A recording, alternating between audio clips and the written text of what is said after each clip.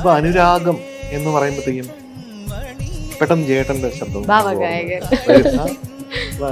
എല്ലാവരും ഭാവഗായകൻ എന്ന് വിളിക്കുന്നത്. പക്ഷെ ഞാൻ അതിനൊക്കെ അപ്പുറമായിട്ട് ഈ അനുരാഗത്തിന്റെ എന്തോ ഒരു പ്രണയം, പ്രേമം, അനുരാഗം എന്നൊക്കെ പറയുമ്പോഴത്തേക്കും ജേട്ടൻ പെട്ടെന്ന് ചേട്ടന്റെ ശബ്ദം വരും. അപ്പൊ അങ്ങനെയാണ് ആ പാട്ടുകളിലൊക്കെ ജേട്ടൻ ഇപ്പൊ കല്ലായി കടവത്തെ അപ്പോ അതില് പറയുന്ന വരികളും അത് ജേട്ടന്റെ ശബ്ദത്തിൽ വരുമ്പോഴും അതിന്റെ അനുരാഗ തീവ്രത വളരെ അധികമായിട്ട് എനിക്ക് തോന്നിയിട്ടുണ്ട്. അപ്പൊ അങ്ങനെ ജേട്ടൻ പല പാട്ടുകളും അത്തരം രീതിയിലുള്ള, ആദ്യം എനിക്ക് വേണ്ടി പാടിയ ഒരു ലളിതഗാനമുണ്ട്, സ്മൃതി തൻ ചിറകിലേറി.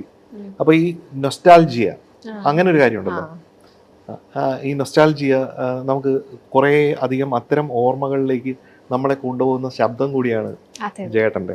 അപ്പൊ അത്തരത്തിലാണ് ജേട്ടനുമായിട്ട് കണ്ണിൽ കണ്ണിൽ മിന്നും കണ്ണാടിയിൽ എന്നുള്ള പാട്ടിലും അങ്ങനെയാണ്. അപ്പൊ ജേട്ടൻ അത്തരം പാട്ടുകളാണ് എനിക്ക് വേണ്ടി പാടിയിട്ടുള്ളത്. ജേട്ടൻ പാടിയിട്ടുള്ള പാട്ടുകളും അത്തരത്തിലാണെന്ന് ഞാൻ കാണുന്നു.